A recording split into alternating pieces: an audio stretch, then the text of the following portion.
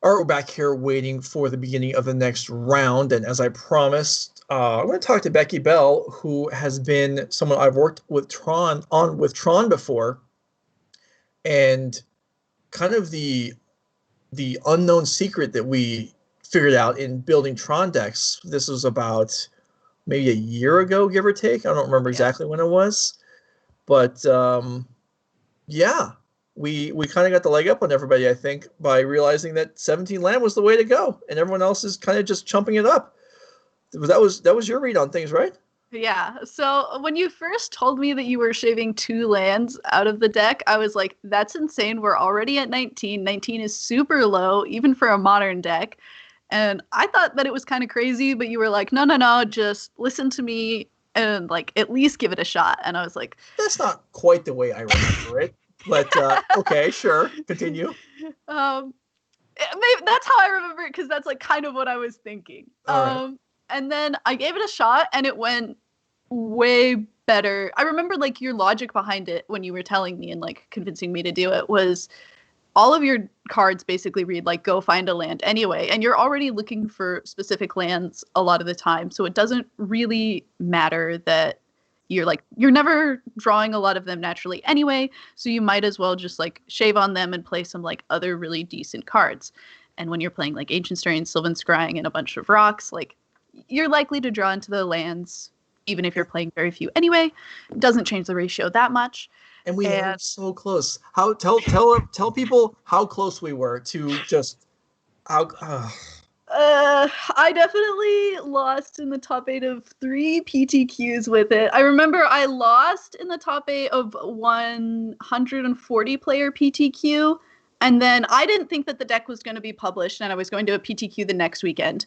The deck actually did get published, but nobody really saw it. It was on like a pretty small site. Yeah. But one person did see it and then take it to like a 40-person PTQ the next weekend. And I did bad, but it was kind of just like unlucky. I had to play against Mill twice. Yeah. And then somebody else had copied my list from the week before and won the whole thing. And they were like, you're totally right. It does only need 17 lands. Why would people play 19? So it's really, I mean, I almost feel like you're doing me disservice with your Twitter handle, Beky Bear. It should be, Queen of 17 Land Tron or something like that, just to acknowledge the work that we did. But yeah, we both almost qualified with the 17 Land Tron deck. That was super cool. It was a fun time. Yeah. And we didn't quite get it done. But yeah, it just goes, you don't have to listen to like the prevailing wisdom. Sometimes an idea, abounds, and if it sounds good, even if it sounds crazy, sometimes it's right. You even were also the person who got me to go down. We were playing 4-mana Karn, the new Karn from War of the Spark. And you were like, we don't need to be playing like a whole suite of a million different artifacts. We can still have a good sideboard that is useful hate cards and just play like the 4 best artifacts that we could possibly need to play in our sideboard. Well, yeah, and I don't want this to be all about me. I mean, you helped out, you tested it out, and our green sideboard card for Burn was super sweet. Oh, that still makes me super happy. Every time I cast Weather the Storm against red deck, especially because mono red prowess was really big at the time too. Mm-hmm. Every time I cast that card and somebody playing a red deck had to pick it up, read it. Oh, okay. So was that the closest you've gotten to qualifying for the Pro Tour, or did you have one that was closer? I did get a little bit closer. There was the one weekend where I was actually second in 2 weekends in a row, and that was going from Sultai Food, and then at the end of that weekend, Oko got banned, and then everyone started playing Jund Food. And I'd actually lost to Jund Food playing Sultai Food, and I'd played against Jund Food as Sultai Food, and I was like, Mayhem Devil, okay, like when they sacrifice things, and then I sacrificed something, and they were like, okay, trigger, and I was like, oh no, this is very bad. So yeah, we're raising the level here of commentator achievements. Like after next week, Caroline will play in a Pro Tour. After Eli's coming on, he's won a Pro Tour. I was gonna say, you gotta get on top of things. You've got 2 people like sandwiching me that are playing in a Pro Tour next week. You'll get there. Yeah. So let's go ahead and get our deck lists up for the next round and see who we got. We got Christian Calcano. So okay, that's a fairly well recognizable name. Playing Blue-Black Rogues. Yeah. Let's see, how do we distinguish this rogues deck? Only 2 low mages dominations. We saw it earlier today. We saw one that had 4. I think that that's probably the right call. I think 4 is a bit too many. I Mhm. think that the prominence of control decks and also a lot of these kind of Doom Foretold decks is slowly increasing, and the amount of times that you're actually casting Low Mage's Domination on something important is like in a very high decline. Sure. So I think that going down to 2 or possibly even putting all of them in the sideboard Yeah. is becoming increasingly the right call. All right, let's go ahead and look at his opponent's deck list while I try and parse a high decline, which is an unusual grouping of words, but that's okay. Even after I Gabriel said it, I was Nicholas. like, that doesn't make a ton of sense. Gabriel Nicholas, we saw earlier playing mono green food. So certainly the Scavenging Ooze is relevant in the matchup and probably wishes there was a few more copies. Yeah, but at least we've got one. We do have one, and that matters. Witch's Oven is probably not its best here, although it does counter Low Mage's Domination. This is true. We are yeah. playing a Kogla main in this deck. I don't know if we're ever really going to get to Kogla. The Rogues deck has a tendency to be possibly kind of fast at times, but we'll see. The Florahedron, I think, in this deck is one of the bigger, interesting additions. I've gone very back and forth on whether I think Florahedron is good or not, and I still don't know. Right. Okay. And so in this version does not have the crawling variant. So here we are. We're watching from Calcano's point of view. Calcano at 3-1 playing up against Gabriel Nicholas, who is undefeated at this point in the tournament. And we are keeping 7 from Christian's side. And let's just wait a second and we can see whether Gabriel did the same or not. We are watching from Calcano's perspective, as you can see. And it looks like he's on the play. It looks like Gabriel did keep 7 cards, if I'm counting correctly. I don't know how you're seeing that through that. I had to like raise myself and like look in the correct light on my monitor to see it.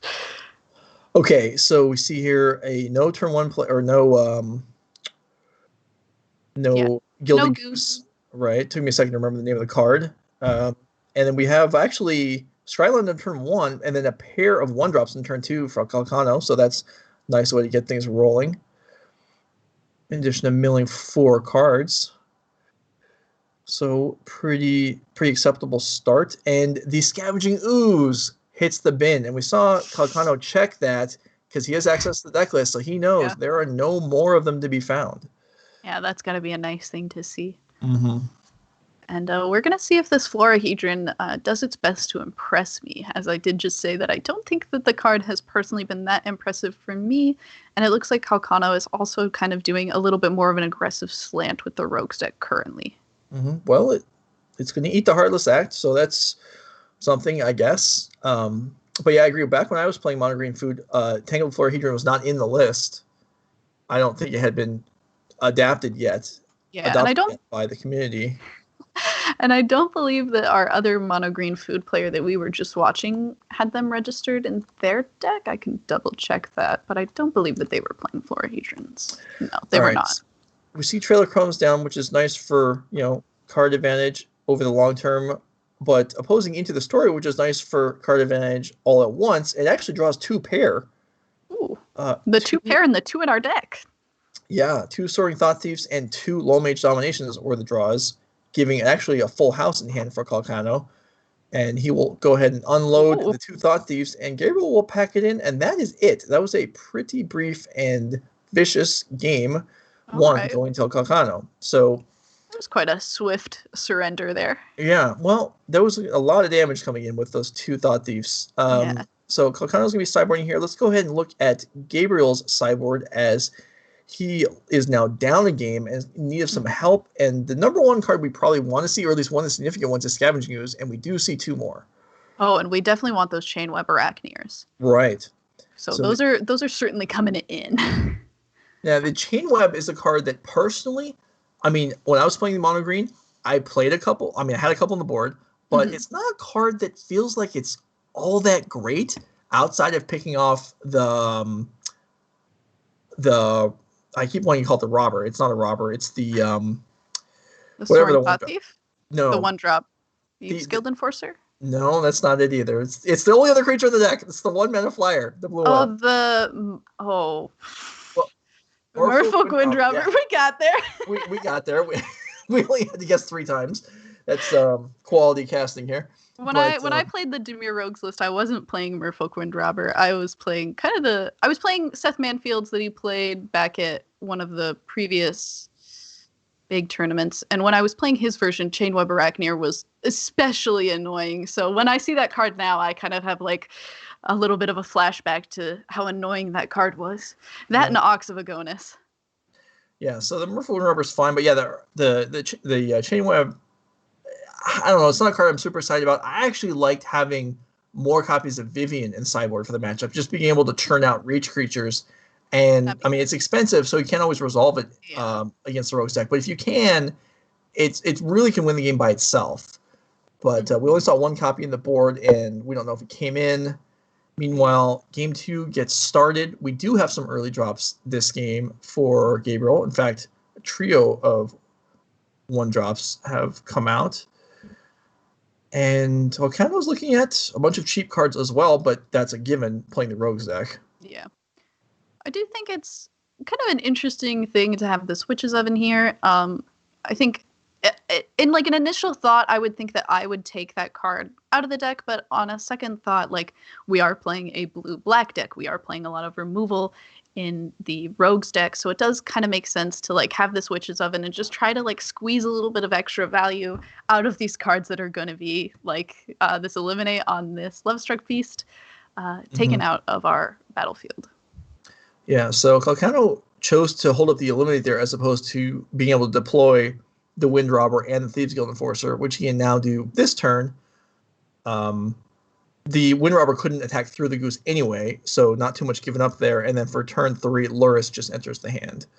Kind of trying to keep what's in our hand a little bit of a secret, I think, this game. And I think on the draw, that usually ends up being the game plan for the Rogues deck. Especially, our life total isn't super threatened with just the 1/1 human and the Gilded Goose on the field. So we're just kind of trying to play this game a little bit slow and just get as much card advantage as possible. So I like this play from Calcano. But now we have some card advantage coming back in the hand of the mono green deck, something you don't usually think to say. Mono green usually not a huge card advantage type of color, but we have the Gilded Goose helping out the Trail of Crumbs activation. And the Chainweb does even less than I sometimes fear, as it just comes down as a 1-drop. Yeah, you don't usually like to see it in your hand. You usually want to see it in the yard, that's for sure. And it was a missed land drop there. Oof. Gabriel has no shortage of cards. The Witch's Oven giving an abundance of food, and now the Trail of Crumbs is going to allow easy conversion. Well, it was going to allow easy conversion of those into cards, but now that that's gone, this plan is kind of falling apart. There is a Wicked Wolf in hand that can also use the food and is an easy way to sacrifice them, but that's going to require an awful lot of mana, which is just not available. Yeah. I do like the call from Calcano to recognize that the land drop was missed, and the Gilded Goose is also a great way to get card advantage with Trail of Crumbs, as well as being a land.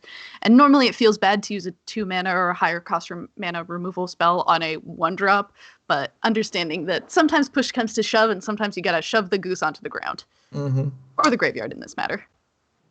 So this Wicked Wolf, there's so much food, there's actually a pretty sizable threat.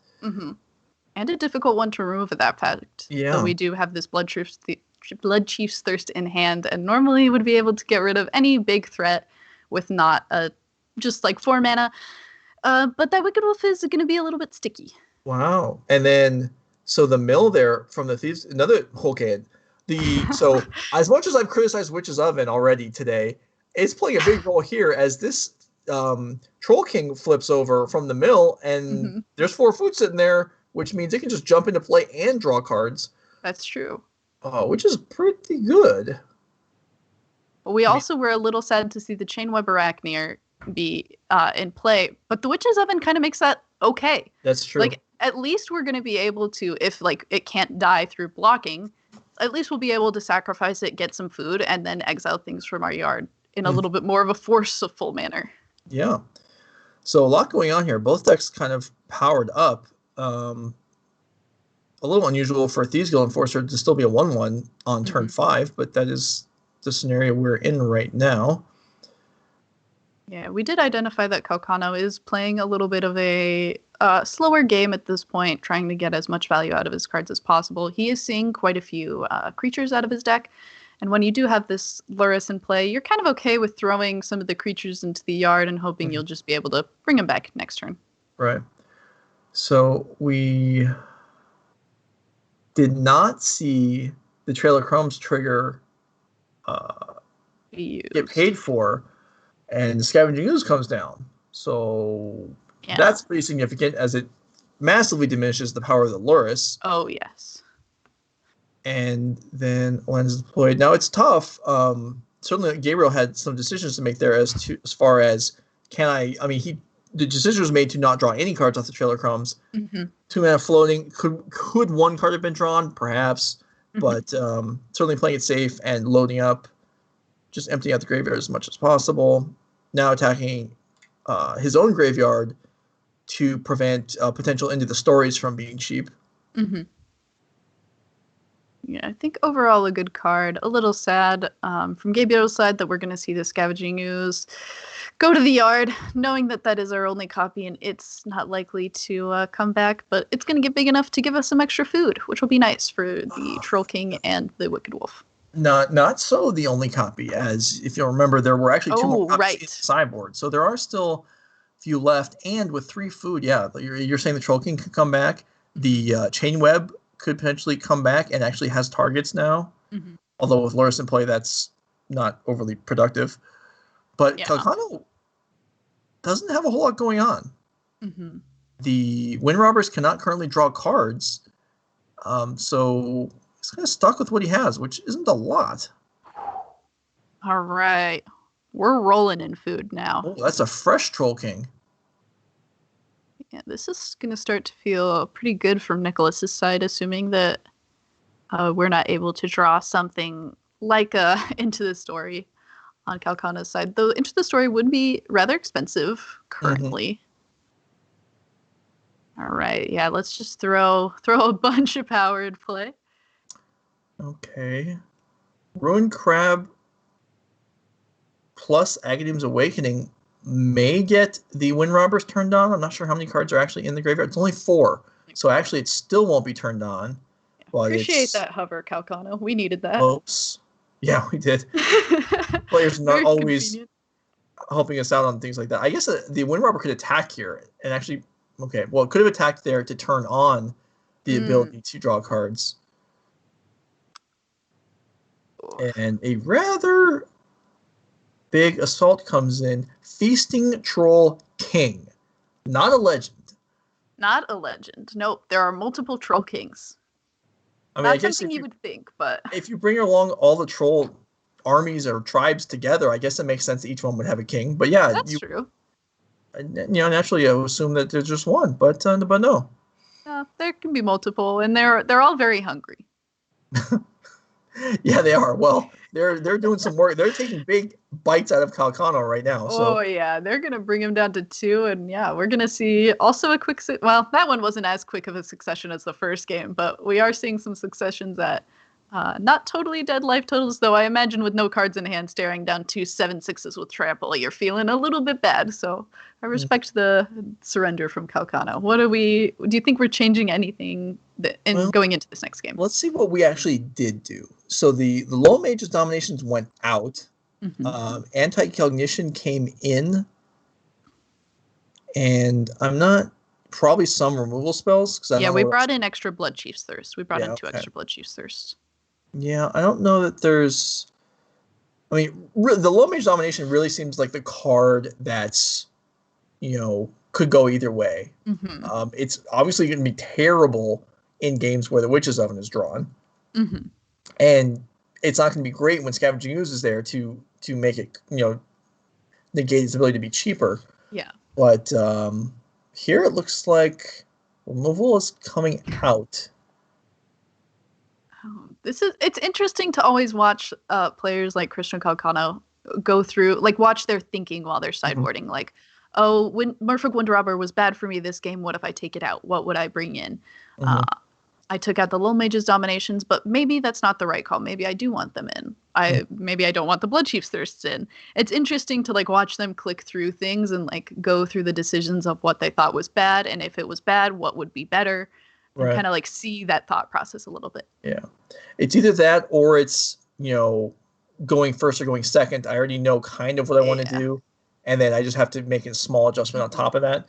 So another 7-card opener here for Calcano. This one is more land heavy and certainly not as full of cheap cards as the others. But yeah, if this Thought Thief somehow is unable to get much work done, then this hand doesn't do anything. I was about to say, yeah, I don't usually think of Agadeem's Awakening as a real card in the opening hand, especially when you have 4 lands. Like, you're not looking for it to be a land, and it's 5 mana for you to bring back the Soaring Thought Thief if it gets killed. So it feels a little awkward to me to have kept this, though. Also, at the same time, it's one of those things where you're like, would I put it back? Like, is it an unplayable hand? No, it's a fine hand. So perhaps he's thinking that the mono green food deck is also going to be a little clunky, be a little slow, and like maybe I'll draw some things to just like accelerate how this game is going just off of what I draw.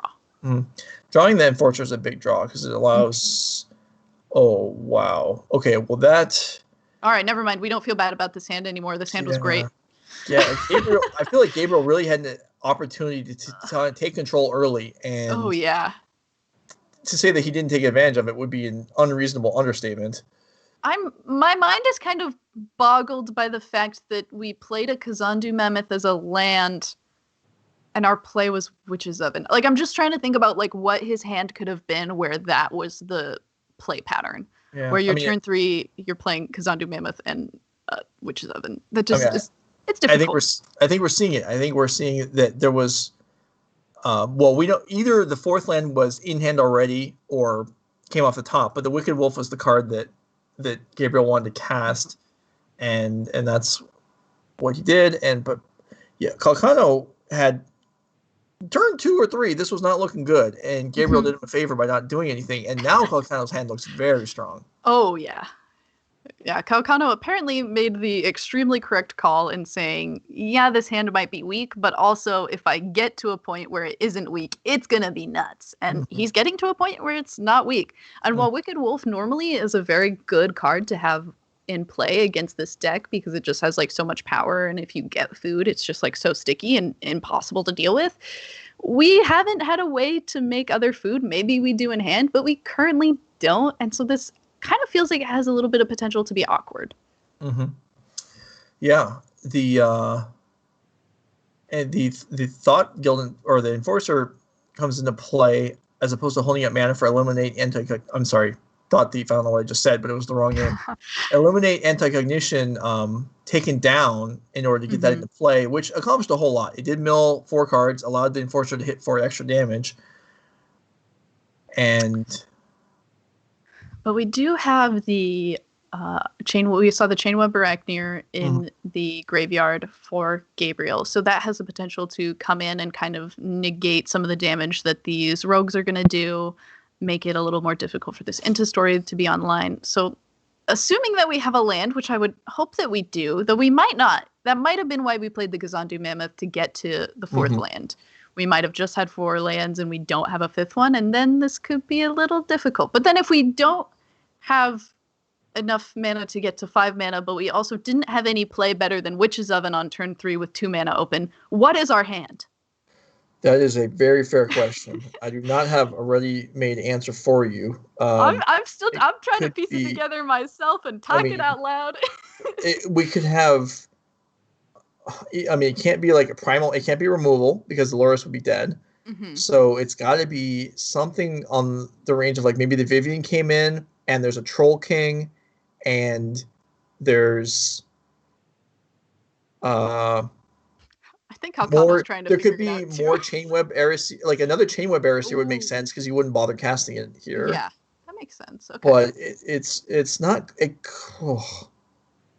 Maybe there's a Scavenger use that's waiting until it can eat the graveyard to come into play. That could make sense too. If that's the play, then he's being very patient, and I commend him for it. But he's definitely making it harder for us to piece together what he has in hand. Yeah, shame on him. But this is also, I mean, the fact that we're talking through this stuff, these are the exact same things Calcano's thinking about right now. You have 5 cards, which is a lot.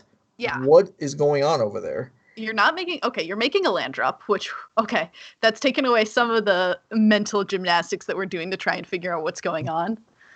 Okay, and we're going to keep a lot of the rest of our hand secret and just try to use this Arachneer to turn off of some of the other things.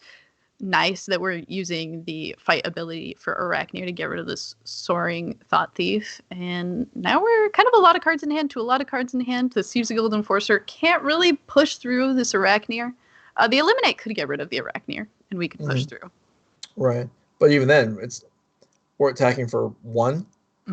We're attacking for 1, and the Arachneer could just come back next turn and continue to make it 1 and also make our Into the Story. Oh, well, okay, we can Into the Story now. So I know we probably have to do it now because we may not get another chance to.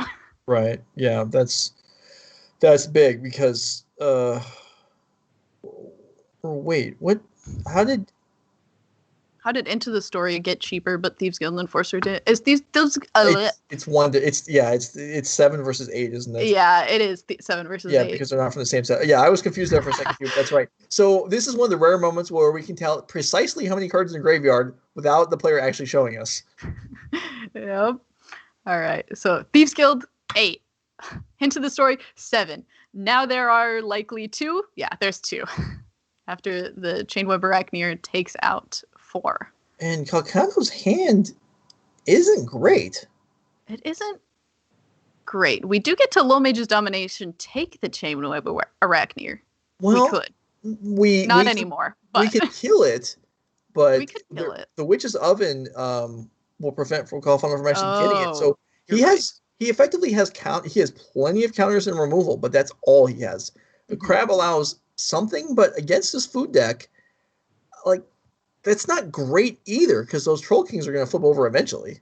Man, you said you were talking smack about Witch's Oven earlier? It's great right now, and it was good the last game also. So clearly, what we can conclude is that I have no idea what I'm talking about, and my experiences playing with it were nothing like this. Yeah. Okay. I'm being impressed by it too. At first blush, I would have also said Witch's Oven, kind of a medium card. I guess, it makes food. Okay, it's fine. But I guess it's really showing its strength against this black deck. Mm-hmm. Yeah, it's just the ability to counter the dominations is really significant. And then this Great Henge makes it through Drown in the Loch because, like we talked about, there aren't 9 cards in the graveyard, so Drown in the Loch can't actually counter it, which is probably the only card in the deck that couldn't be countered.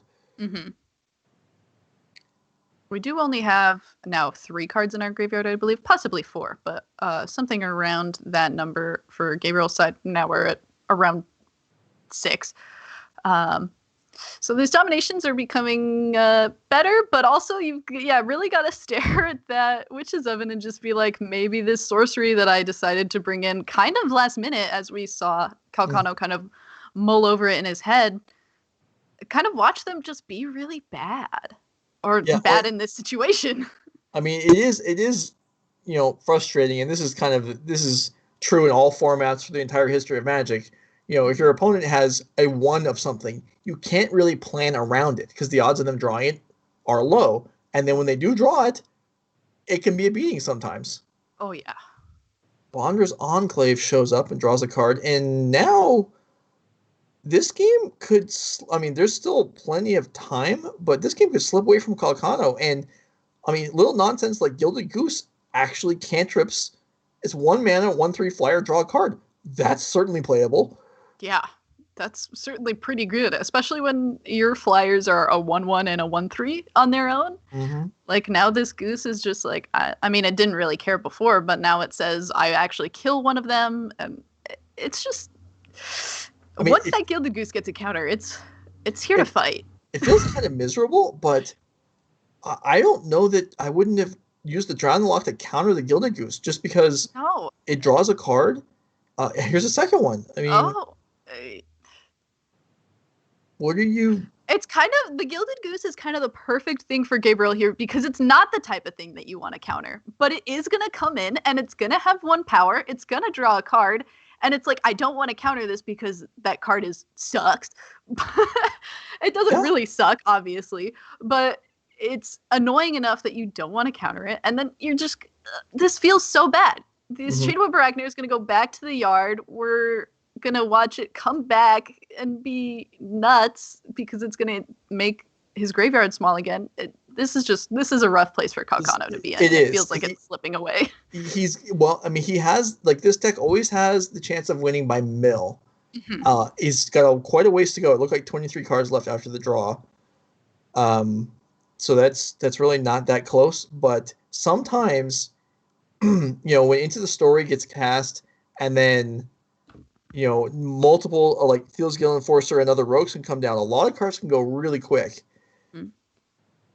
And this is so hard for Calcano with these Drown in the Lux in hand. Even if you were to counter like this Chainweb Arachne that's going to be a 5/6, okay, it goes to his yard. He casts it again. He gets rid of more cards, and the Drown in the Lux are eventually just going to be useless. Well, we're probably going to see one here. Yeah, finally a spell worth countering. Yeah. And then but 2 points. At the same time, we're still drawing a lot of cards. We are able to just like say, okay, if you have counters, here, I'm going to play 3 spells in 1 turn because I've got a ton of mana. But now you have no cards in hand. I have no cards in hand, but my board looks way scarier. Right. I mean, we have 1/3 flyers on multiples of them. Yeah, we've got these like Gilded Gooses with a whole more toughness. Oh! This Heartless Act is maybe being a little heartless towards Calcano, if I'm going to be completely honest. Okay, I mean this has to be made just to preserve the crab, really, to stay alive. Preserve the crab, preserve our life total. How many cards are in Gabriel's deck? Because that might be the only way, you're right, that we actually win this game. Okay, we're at 21. Okay. Okay, yeah. 12. Okay, so here now we have 1 mana, 1/3 flyer cantrip that makes mana. Should Gilded Goose be legendary? No. Well, if it was that on its face, yes. It's dominating the game right now. It is dominating. Well, I don't know. Okay, is Gilded Goose dominating the game, or is Chainweb Arachne dominating? Yeah, I know. There's Troll King. And hey, but at least the Troll King we can kill with this Heartless Act. That's true. It is going to be sacrificed to Witch's Oven. Witch's Oven is nuts! Oh, well, okay, we don't even care. It's fine. I guess if you're Gabriel and you're at this point, your opponent just has a Ruined Crab in play, you maybe don't care so much. Well, yeah, plus it's coming into play, right? There's 11 food. So, I mean, this is the easiest Troll King to come back into play of all time. This is a wipeout. And which, I mean, I do think food is reasonable against the Rogue's deck. Oh, for sure. But this game, I mean, this went really long, and that Great Henge got into play. And I think there were 7 cards, because we had the 7 versus 8 discussion right then. If there had been 9, this Great Henge would have been countered, and this game would have been a lot different. Yeah. And I think would have been the case if we didn't have this Chainweb Arachne that we got to bring back. Because his graveyard at one point was around 20 cards. Yeah. That could have been a thing, but this Arachne got us to have a smaller graveyard, and then the Drown in the Lux just couldn't counter the Great Henge. Yeah, and here's an end of the story, and Calcano draws 4 cards, and he's just buried. There's 14 cards still in Gabriel's deck, which is probably going to be enough to get the job done. Not to mention that there's 6 creatures in play for Gabriel, and we're at 5 life, which certainly never feels good if you are the control / possibly aggro / just high synergy deck. Yeah, it looks like, so probably Drown the Lock will have to kill the Troll King. If everything attacks in, I think Calcano will go to 3 and lose his Wind Robber for a card. Oh, I missed the 1/1 token on the side, so Calcano might go to 2. A whole 2.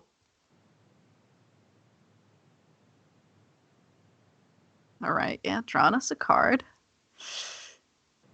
God, This just feels so... nothing feels sadder than when you're just making plays like, I don't know what's in my deck that could fix this, but like, I don't know, maybe somebody magically put something in there. Obviously not, that's cheating. We're not talking about that, but... if there's an Agadeem's Awakening for like Enforcer and another Rogue, and then the Crab's still alive, and there's a land in hand, with the Great Henge drawing cards, like that's...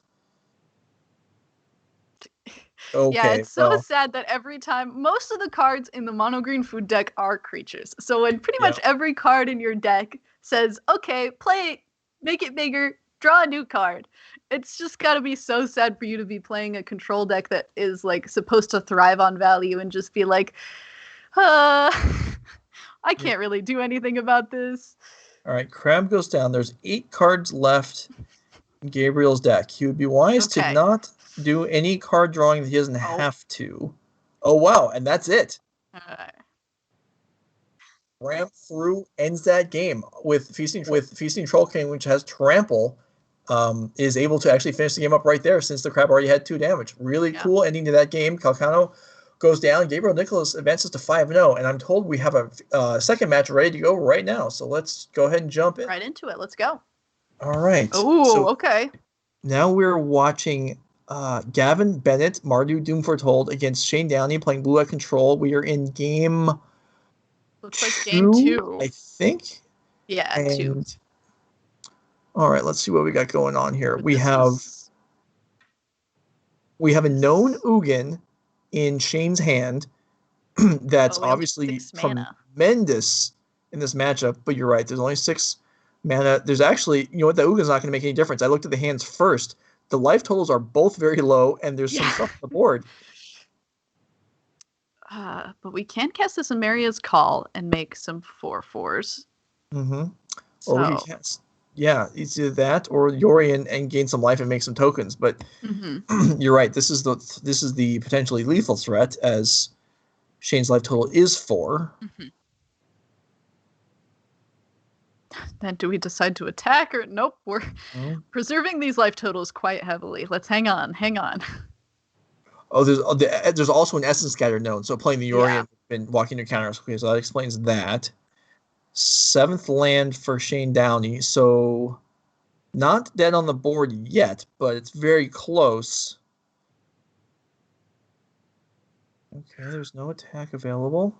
Basebind Tome, not the worst draw, but we're certainly probably trying to be aggressive this turn. But with this many land to play, it's... Let's see, there's 1, 2, 1, 2... Still 5-drop can be played even with the draw.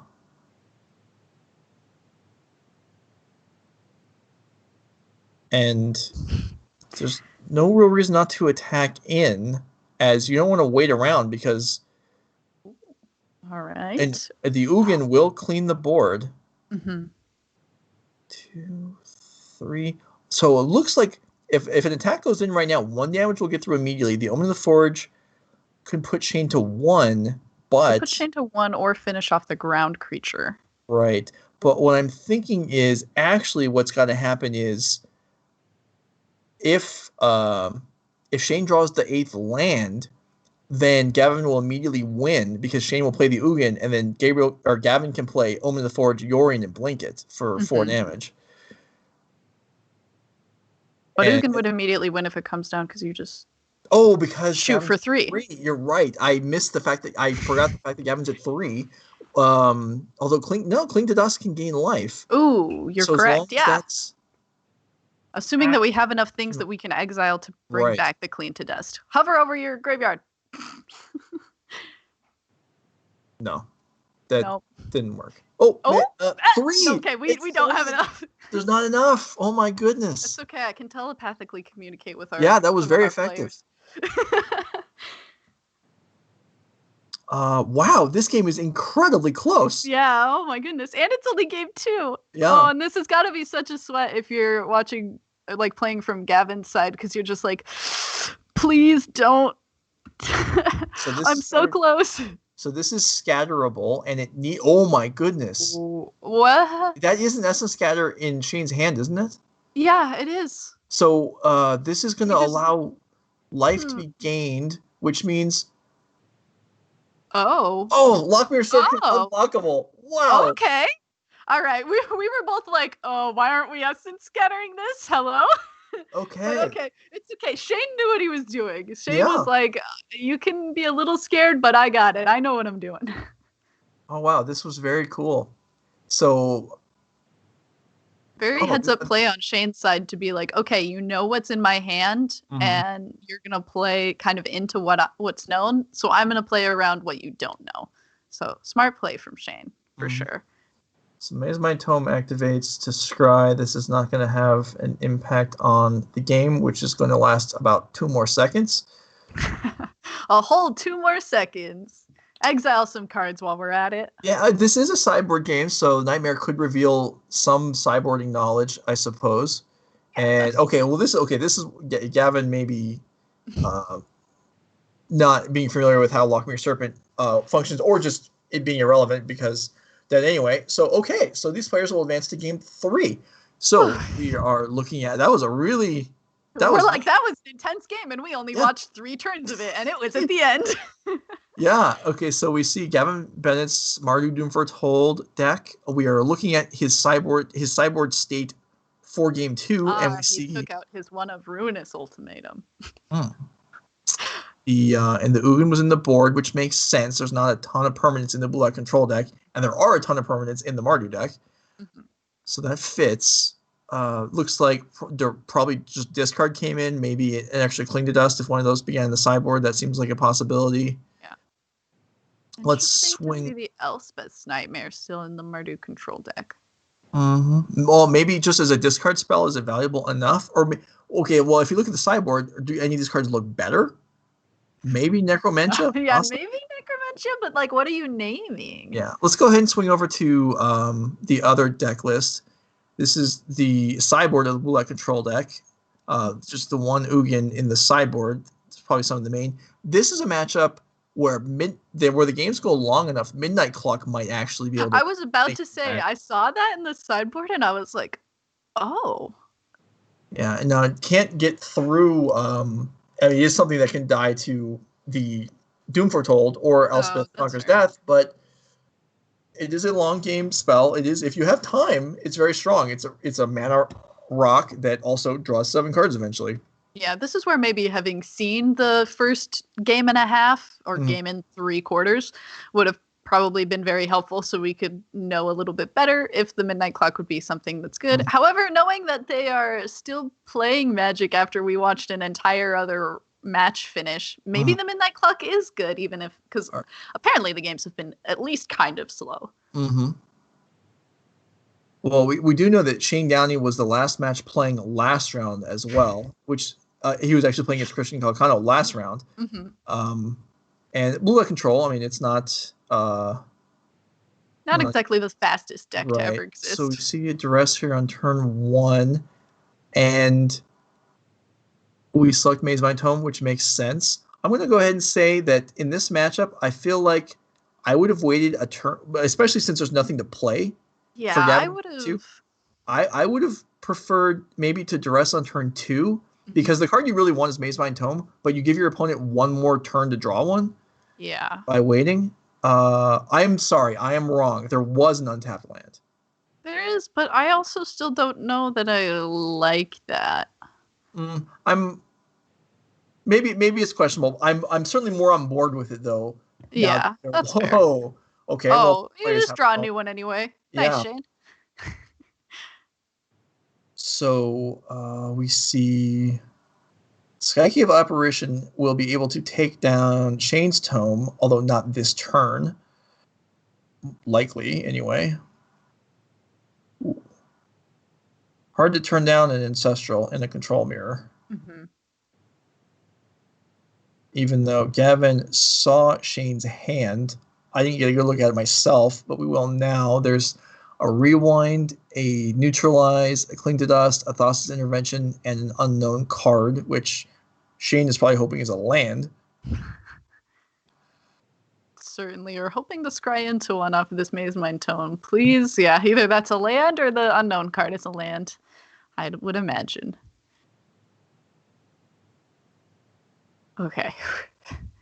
little bit of sigh relief. Now this neutralize is online.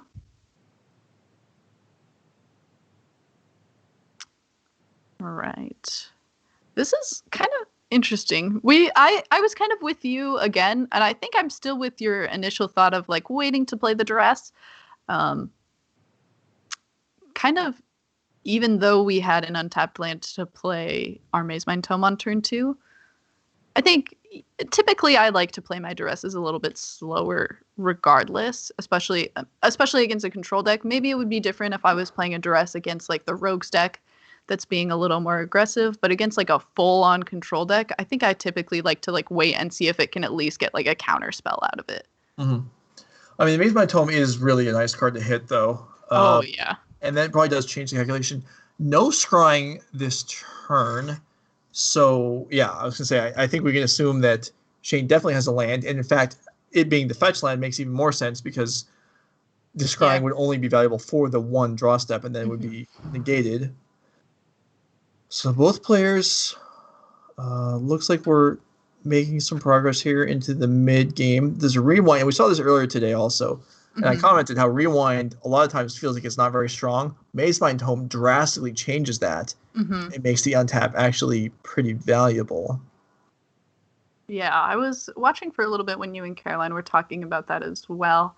And I follow along, and I think it makes a lot of sense. And I've also been like, the only other deck that we've really seen rewind in was like the green-blue flash decks for a little while, where you could rewind and then play like Night Pack Ambusher. And when you could do that with it, it also felt extremely strong. But every time that you couldn't do that, it felt like a really kind of bad, expensive counterspell.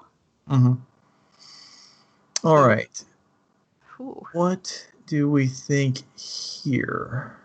So if we counter it, then we don't have to discard a card. We're basically discarding a card in the counterspell, but not really. And then being able to draw a card of the Maze Mind Tome. He's pretty far from bringing back the Kroxa, so I think I like the play to cast this rewind, and at least save ourselves the discard for now. This is gonna look. Are we gonna just drop it? Yeah, where Elspeth Nightmare is gonna drop in. I wouldn't be so. I think Shane's. Well, we'll likely see Maze Mind Tome draw a card, and we might just see Cling to Dust pick off the Kroxa also. I think that would certainly be the most efficient use of the mana this turn, and also just like kind of trying to get new things in our hand. Yeah. Okay. There's thoughts being given here to countering the Nightmare, which okay. I mean, the things we talked about doing are both doable later on, both the Tome, obviously, and the Cling to Dust. So this could be countered. You could do the Cling to Dust and the Thassa's Intervention this turn as well. You are right. I missed that. So we'll see if Shane chooses to use the Cling to Dust now and just use all of his mana this turn. Looks like it. Cool. And this Maze Mind Tome is just going to preserve all of the page counters so that we can just draw as many cards as possible. And this, looking at what Gavin has, this seems like quite a fine position for Shane to be in. With the ability to draw off the Maze Mind Tome, the Yorion in hand, and the Yorion in the Companion Zone. Doesn't seem to be looking like it's doing a whole lot for Gavin. You could have given me as many chances as I wanted, and I would have never been able to come up with the type of counter being page counters. Oh, never. I would never. Every time I look at that card, I think it's weird that they have to specify the type of counters usually anyway, but. No, it makes sense. I just wouldn't. And I played with the card and played against it, and I would not have come up with that. All right, so we see Doom Foretold coming here. Maze Mind Tome does draw a card. This is not the highest value Doom Foretold of all time. Similar to what we saw earlier, as it's likely going to get. Ooh. Okay, it's going to get countered. We're just not wanting to deal with it at all. I'm not even sure that was necessary, really. As Shane could have drawn on upkeep off the Maze Mind Tome, sacrificed it, and then Gavin either loses his own tome or the Doom Foretold. That was.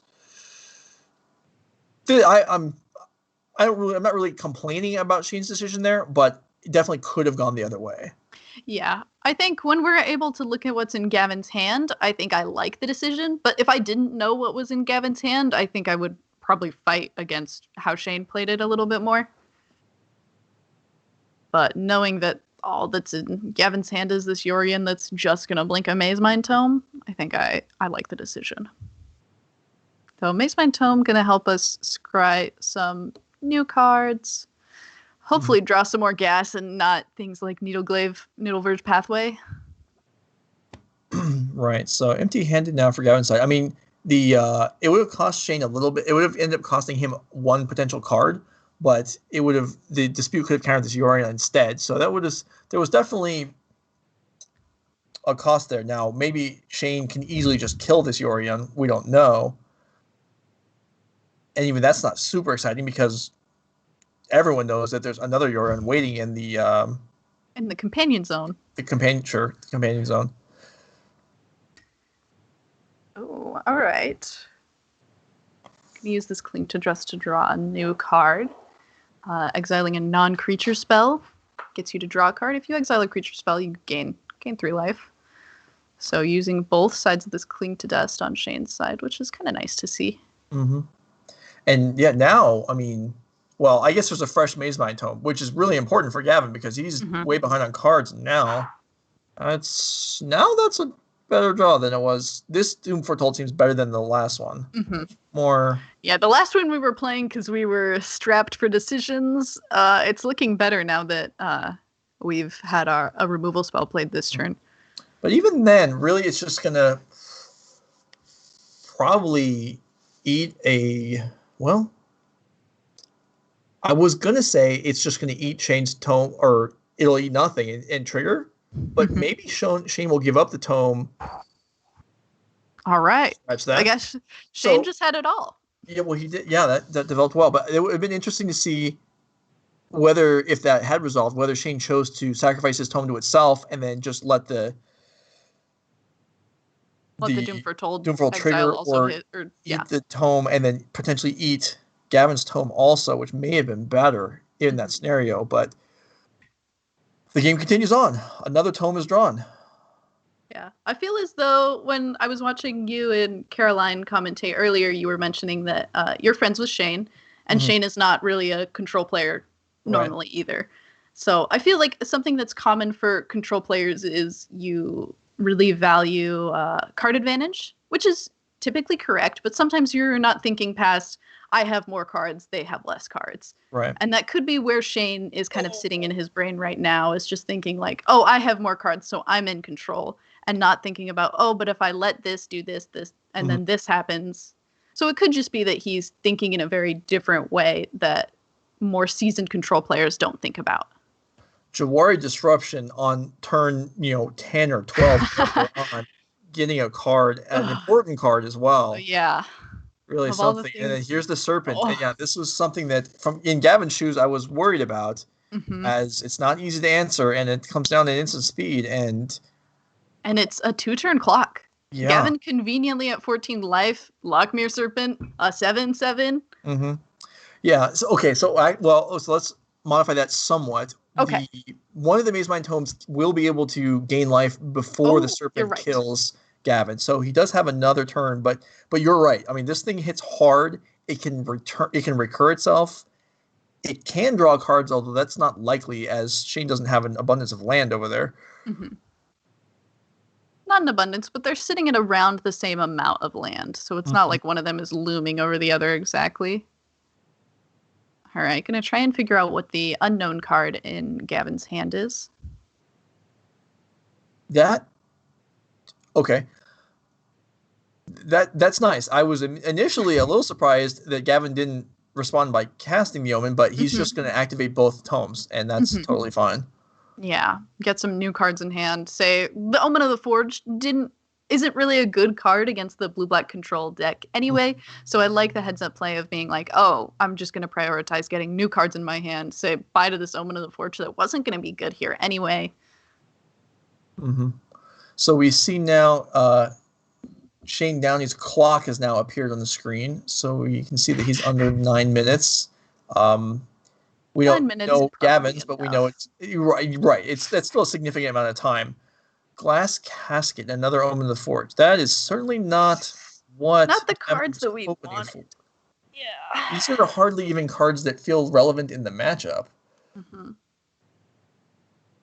And now this is a hard thing too, because you mentioned that one of the Maze Mind's tomes is gonna help us gain life to live against this Lockmere Serpent. Mm-hmm. We figured out from game 2 that Lockmere Serpent can make itself unblockable. So it all of a sudden feels bad to cast this Yorion and blink both of our Maze Minds because we need one of them to gain us life. Right. We most certainly do. So I'm crossing my fingers that we don't click both of these. Oh, looks like that's what we're doing. What are we missing here? I'm not sure. So, okay, we go to second counter on the first one. We could trigger it right now, even if we target it with your. Okay. Okay. He did see it. Okay. You concerned me there. Yeah, But, Gavin, you were making us a little scared, but okay, you saw it. Gavin didn't make me scared. You did. Oh. I assumed that he would do it like this, and then you panicked me and made me think that he was I going thought to he was away. clicking on both of them. All right, so now Shane's in a position where he would have to sacrifice a land in order to actually not kill Gavin. So then do you decide to just attack and let Yorion block? I don't know.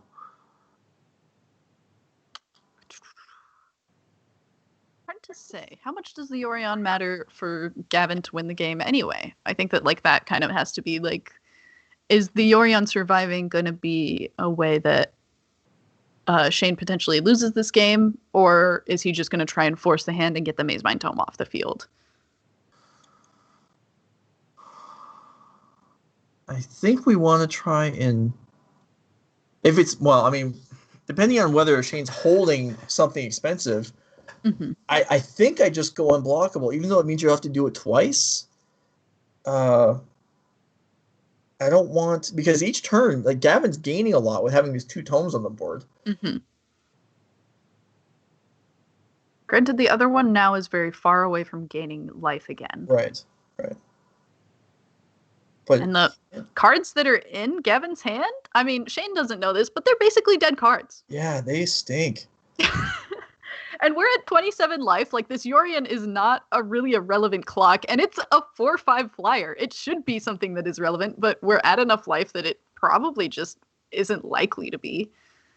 All right, so Extinction Event. So Shane decides he would rather use a card from his hand than a land from the board to get through this turn, which is reasonable, and also because you'd have to pay the same price again next turn if you use the land. Yeah. So Extinction Event cleans out that Yorion. Omen of the Sun is not... Gives us some life back. It does. Is that life buffer enough to get us through another attack? It isn't. It gains 2 life. Is that right? Yeah, it gains 2 life, so it wouldn't be enough. Right. Well, I don't know exactly how the sideboarding works in the Mardu Doom Foretold deck, but... I don't either, but staring at these 3 cards, I'm questioning a lot of things. Yeah, I think it's fair to question the sideboarding when we see late game 3 cards in hand that seem to have virtually no value in the matchup. Now, also with Conqueror's Death is different. This card is great right now. It might even be one of the only cards that would actually get Gavin out of this. Mm-hmm. And we're going to try and bait something out of Shane's hand with a useless card. Right, or reason not to do that. A useless card that can do a useful thing for us next turn. So it's not Omen of the Forge and Glass Casket bad. Okay, so now let's see. Shane can sacrifice a swamp to draw a card. And boy, if another Jawari Disruption just takes this game down right here, I'm going to be in disbelief, although I think there's only one. Are there multiple Jawari Disruptions in the deck? I think there's only one. Okay. If he's playing more, maybe he deserves to draw it and have it do an insane play right here. But yeah, it looks like we're going to let the Serpent, let him go. Goodbye, friend. I don't know if we let him go. I think Shane would have done anything he could not to that play. Okay, you're right. But you're right. Watch sadly as he is thrown to the exile zone. So let's see. What does Shane actually have left to win this game now? There are no more serpents. There are several Ashioks, and there are Shark Typhoons. So we got to find one of them stat, because we're kind of in a place where we know that Gavin's hand has to not be the best based on kind of the things that he's been playing, and we've just got to find a way to close out the game before Gavin's able to gain life and get himself back to a safe situation. Right. Or before Shane runs out of time. That's true too. Yeah, I guess Shane is at 5 minutes left on his clock. That is certainly a relevant thing to mention. So Shane's hand revealed to be also not so good. Heartless Axe selected. I feel like Scatter was. I mean, if a Yorian comes up, I would rather have the trigger than not have the trigger. So that's. Yeah, I agree. When we don't have that many creatures anyway, I would rather have the ETB trigger from a creature than not. So this isn't, especially like we have. Oh, it could be the Elspeth Conqueror's Death is going to bring back a creature, so it isn't going to go through a cast phase anyway. The Essence Scatter doesn't matter. So okay. I was wondering about that too. If there were creatures in. I don't know. I'm going to assume that there is based on how he chose that, but I guess we don't know for sure. Yeah, there's a Yorian. Okay, and then so that makes sense. Yeah, that definitely makes sense then. And there's not a Yorian. Oh, there was. Now there is not. Yeah, and this works out well because Shane's gonna lose graveyard anyway. So now when these two sagas finish up, nothing much is actually gonna happen. And there's an Ashiok. That's a draw. And there is not an answer for it at the moment. There are two glass caskets. Yeah, so we can kill some tokens, I guess. Yeah, we can kill the things that are threatening the life total. Yeah, I guess that's true. I mean, Gavin is at 4, which I somehow lost track of again. Gavin is at 4, but Shane is at 4 minutes. Yeah. So we earlier were like 9 minutes is plenty of time. We have this Lockmere Serpent in play. Everything is fine. All of a sudden, the clock is starting to feel a little bit pressuring. Yeah. And okay, are we gonna sacrifice Omen of the Forge to scry here? Hope for another Elspeth Conqueror's Death? Not exactly. Not exactly. And the Treacherous Blessings also a little scary since we don't have a way to get rid of them. We are at 4. Casting spells when you're at 4 and taking 1 life for each of them with Treacherous Blessing, kind of a little scary. All right, Gavin also down to 9 minutes now. The Skyclave Apparition going to be able to come in and do nothing, but it's a blocker. Yeah, it's a 3/3. It survives the combat. Are we going to cast Treacherous? Oh, hold on. I mean, I think we got to cast Glass Casket first, don't we? Yeah, wait a minute. We do know the other paragraph on that card, right? Oh, boy. Like, I understand casting it, but... Yeah, okay, we do have the tome. Okay. Right. We do have life to play with, but... But also not a lot. Well, yeah, but this... I understand wanting to find something better. I guess if Doom Foretold was drawn, it would kill the Ashiok on the spot. So that actually by itself is probably a good enough reason to risk a life point. So sure, I'll more than let that slide. I'll actually compliment Gavin on realizing that. Mm-hmm. I have never played the Mardu Doom Foretold deck. I have played no Doom Foretold deck, so I'm gonna just say that that's a player diff right there. Understands his deck a lot better than I do. So knowing that Skyclave Apparition wasn't going to resolve later on, Gavin goes ahead and plays it now. This is also kind of a nice play as well. The Ashiok's going to make a token. If we have an extra thing to attack into it, it's likely that the 2/2 is going to be blocked. The 3/3 will get through, and then we can finish off the Ashiok with the Omen of the Forge. Right. So I like playing the Skyclave Apparition for multiple reasons this turn. Yeah. Shane Downey needs to hurry up. This turn is taking too long. Too long when you have 3 minutes and 20 seconds on your clock. Right. Okay. That's a draw. Yeah. Not how many dead cards we've drawn. Oh, we better hope that this Triumph cycles into a counterspell for sure. I mean, we're still in a scary place. All of our spells ping us for 1. Right, but it's going to be tough. Like these Ashiok tokens are just not going to get through. Mm-hmm. This is nice. In addition to getting 2/4/4 flyers, the 2/2 apparition will now live when it attacks because it'll be indestructible. Mm-hmm.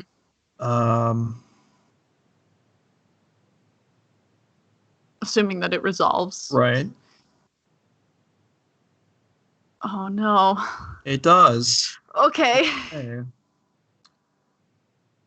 Casket to take the token out. Going to 4, which may not matter. May not matter, but also is not insignificant. Right. But we are going to be able to take care of Shane's entire board, and Shane is at 2 minutes and 40 seconds. Well, now that doesn't seem relevant because Shane might actually die before he runs out of time. Before he runs out of time. Now that, all of a sudden there's a lot of things in play for Gavin. And a lot of creatures at that. Okay. Oh. All right. Are we going to be... It's... Not even going to let him go to blocks? I don't... You're right. Yeah, oh yeah, because you're right. Just try and save the... Yeah, that would make sense. Okay, so... Yeah, all of a sudden, this is looking really rough for Shane when Shane was in a great spot. Oh my goodness. Yeah, there's a few turns of damage to absorb here, but... And really, okay, can Gavin attack with both flyers and risk dying to a Shark Typhoon? He may have to hold one back. Oh, that's a fair point.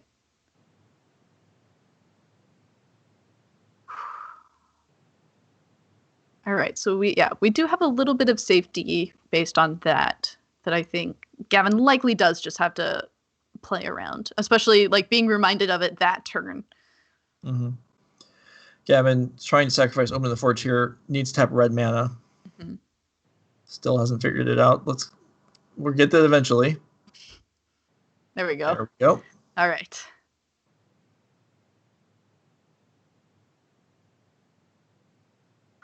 All right, the Doom Foretold staying on top. Yeah, it gains life, which is nice. Costs a card. Shane will pitch that Essence Scatter, presumably, which hasn't done that. Actually, well, it gains 2 life, but it actually costs a life because of casting it. Mm-hmm. But they would allow the Treacherous Blessing to actually be gotten rid of. Mm-hmm. Gavin Doom Foretold would be sacrificed on Shane's turn, so it still doesn't really get rid of our Treacherous Blessing. No, but if it... Oh, you're right. We still have that, but we do gain 2 life, so it's net 1 life. Mm-hmm. Yeah, all right. Gavin keeping 1 angel behind. All right. Lockmere Serpent. Is he playing 2? No, there's only 1. There's only 1. Oh, that's a bummer. Ugin would do it. Ooh, but here's the Shark Typhoon. So he did smartly play around the Shark Typhoon. Well, but what I'm interested in is the fact that Shane could have just made the token and blocked and killed. That's it. That's it. All right. Holy smokes. All right. Again, we were maybe questioning Shane's play. We were a little scared that he was at 1 minute left on his clock, and Shane just had it in hand and takes it down with a mixture of Shark Typhoon and Ashiok. That was quite a round. Yeah, that was insane. There. Yeah, I didn't take my jacket off. that was fun. Hopefully you enjoyed that as much as Beky and I did watching at home. Okay, so we're moving through our day here. I think we have 1 round of Swiss left for you. We're going to bring up our slide for the Showdown event real quick before we head to a commercial.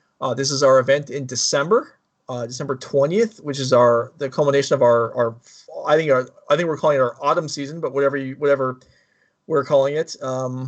This should be an exciting event. Hopefully people are interested to take part in it. Beky, is this an impressive event? Would you want to play in this event? I mean, you look at the $2,500 in cash prizes, and automatically your ears perk up. You're just like, oh, okay, so what do I need? And then it's cool to see a tournament that is multi-format. You look, a lot of us, obviously, Magic players love to watch Pro Tours, and those are always multi-format. But a lot of the time, the average player doesn't get to play in a big, high-stakes tournament that is multi-format. Here you go. Here's one you get to play in.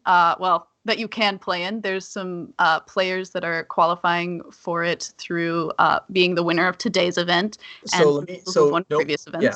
So no one's qualifying through this. So I'm just go ahead. Against Beky here. This is. I mean, Becky's the guest here. She doesn't know all the details of the event. That's fine.